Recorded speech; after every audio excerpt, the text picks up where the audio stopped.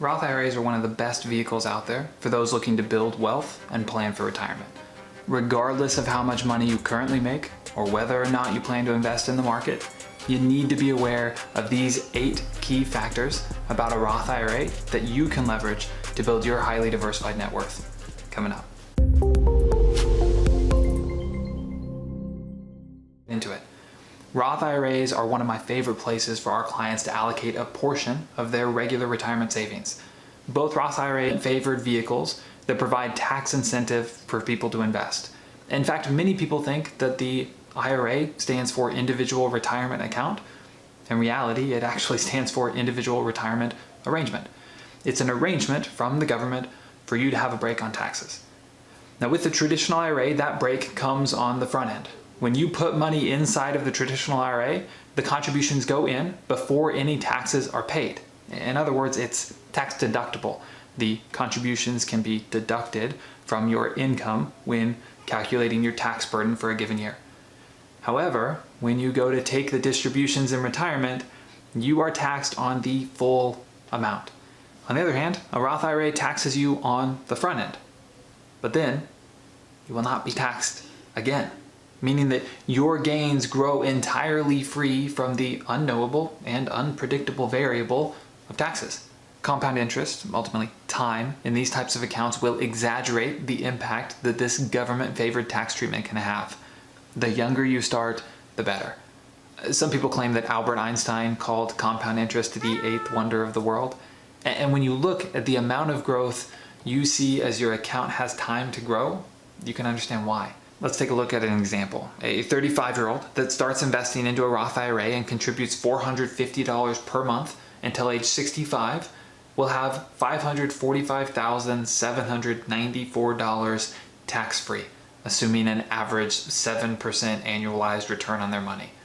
Now, if this 35-year-old would have seen the importance of finding some way to save that $450 each month 10 years earlier, they would have contributed an additional $54,000 into their retirement, sure, but they would be rewarded with an account value more than twice as much as we were just looking at for their retirement at age 65. That's right, that $54,000 extra would result in over $600,000 more in retirement just because they allowed compound interest to work its magic. But you already knew that, didn't you? Let's get to these 8 key factors that make the Roth IRA such a unique place to park your investments. Number 1, you can effectively get more into a Roth IRA than a traditional IRA. Both traditional and Roth IRAs have limits to how much you can put into these vehicles. The government does want to incentivize savings, but will only offer the special tax treatment for both vehicles up to $6,000 per year as of 2021. However, if you are 50 years or older, this number bumps up to $7,000 per year. Now, on the surface, it seems like both vehicles allow you to contribute the same amount, right? Well, consider the fact that you have already paid taxes on your Roth contributions, and you haven't yet paid taxes on your traditional contributions. So think out to your desired retirement age. If you maxed out your contributions to either the Roth or the traditional, your end values would be the same, right? Because in this example, we'll assume the actual money in each of these vehicles is ultimately invested in the same way. So they both grow to the same level, say $500,000. But with the traditional IRA, you have yet to be taxed on the total amount. So your $500,000, say after a 25% tax, would actually only be worth $375,000. Whereas your Roth IRA is already free from this burden. It's worth $125,000 more in this example. That's another 33%, the $500,000 over $375,000. Meaning if you were to simply compare maxing out both accounts, assuming that you can afford to do so, the Roth IRA would always result in more money when distributed, ultimately allowing you to build a larger tax-advantaged nest egg than its traditional counterpart. Number 2, the Roth has more flexibility for distributions. A traditional IRA requires that you take distributions starting at age 72, regardless if you need the money or want the money. The government requires you to start drawing from your IRA because, well, they want them taxes. This is what is known as a required minimum distribution, or RMD. The amount of your RMD is calculated by taking the balance of your IRA and dividing it by the life expectancy table that the IRS uses.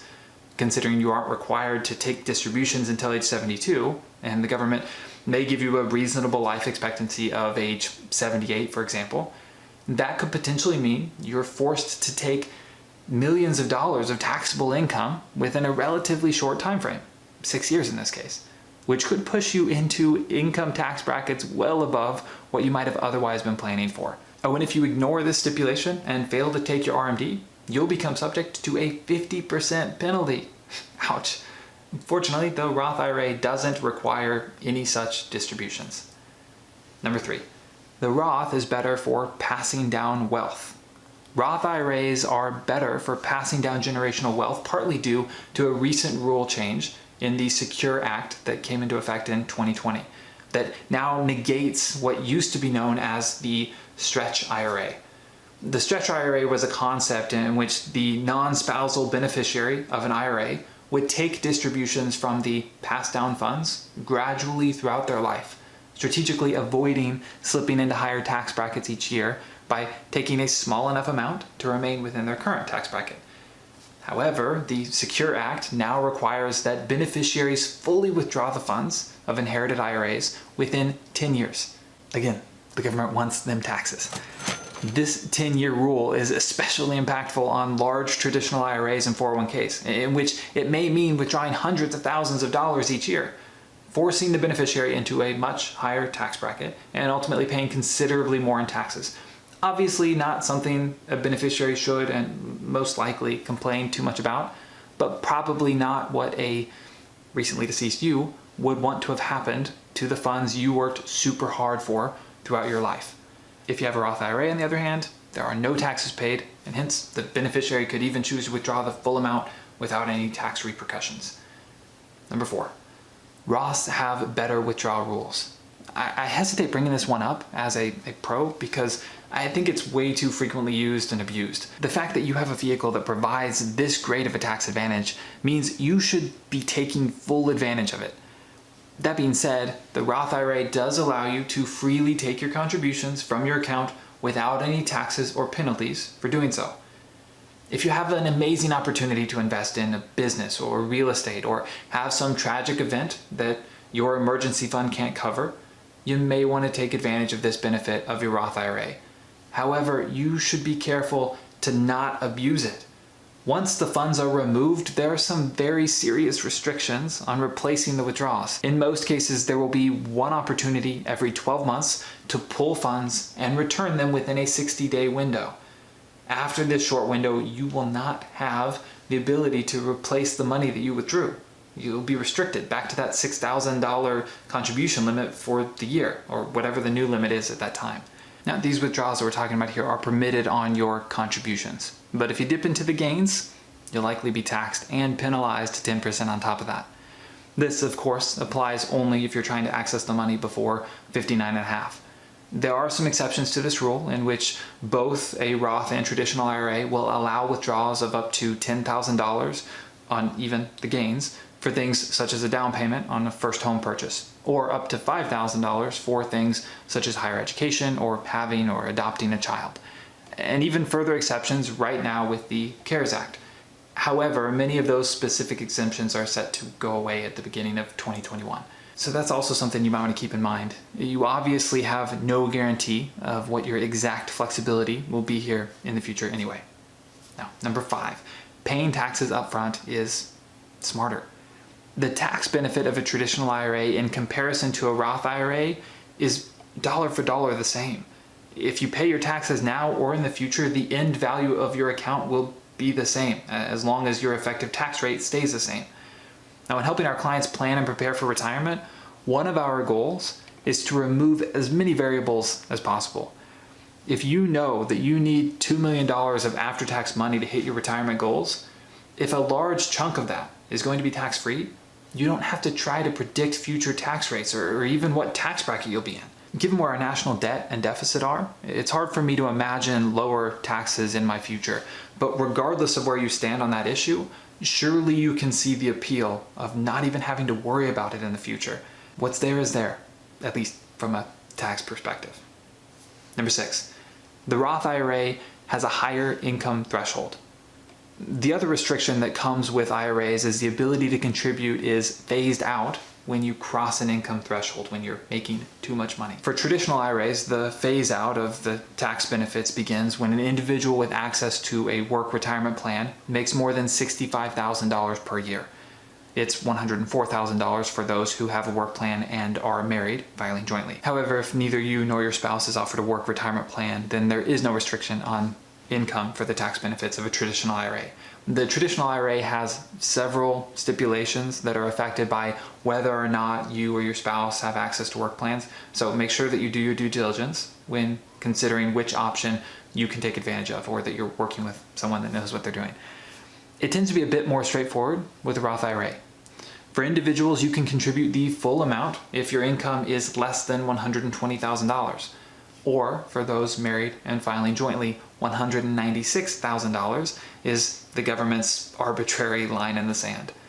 Above those limits, you can still contribute a reduced amount as long as your income is no greater than $140,000 single and $208,000 married filing jointly. Now, if you're above even these income thresholds, there is still a way to gain the benefits, the tax benefits of a Roth IRA, no matter how many millions of dollars you may be raking in each year. It's known as a backdoor Roth. I'll do a full video that goes into depth on how to do this and what factors to consider in the coming weeks. Number 7, some employers will offer a Roth 401k. For those of you who set up your retirement plans through work a while back, or maybe didn't go through the book of information that your employer provided you about the options that they offer, maybe time to check in with HR to see if they offer a Roth 401k. Though the Roth 401k was supposed to no longer be an option starting in 2010, a law was passed in 2006 making it permanent, for now at least. The Roth 401k differs from the Roth IRA in a few ways, but when it comes to the way it's taxed, they're the same. That is, paying taxes upfront and not when you distribute the money in retirement. One of the most notable differences, for example, is that as of 2020, you can contribute up to $19,500 if you're under the age of 50. And for those 50 and above, you can contribute up to $26,000 per year into a Roth 401k. Now, employers can still match your contributions the same as they would otherwise. However, those contribution matches must go into a traditional 401k. There are no income limits to Roth 401ks. However, you are required to take a minimum distribution at age 72. Though most likely, and as the law stands today, you'd still be able to take advantage of a rollover into a Roth IRA, all the same, to avoid this requirement. Number 8, you can control your investment inside your Roth IRA. IRAs don't require any specific type of investment. Though many probably think of mutual funds or stocks and bonds when they think about IRAs, it may surprise you to learn that you could even invest in assets like real estate or your own business. That's right, with a self-directed IRA, you have full control over how those funds within your retirement account are invested. In the future, I'd love to put together a full video just on how I'd recommend investing within your Roth IRA in order to take full advantage of the tax break. Now, despite me being such a big fan of Roth IRAs, I do recognize that if you do end up having a lower effective tax rate in retirement, you would have mathematically been better off with a tax-deductible account like the traditional IRA or 401k. However, for me personally, and in my professional opinion, I'd rather just remove that unknown and unpredictable variable that is my future effective tax rate. To that end, given that these Roth accounts comprise one of the very few ways to get access to tax discussed another time, I'm generally recommending my clients get as much into them as possible. I hope that this video helped you out. If you want to continue to learn more about topics like this, make sure to subscribe and hit that notification bell. I'll be coming out with videos every week that will help you better understand and implement ways to invest smarter and build yourself a financial plan that you can more confidently rely upon for the financial future you desire. Thanks for watching. I wish you all the best. Take care.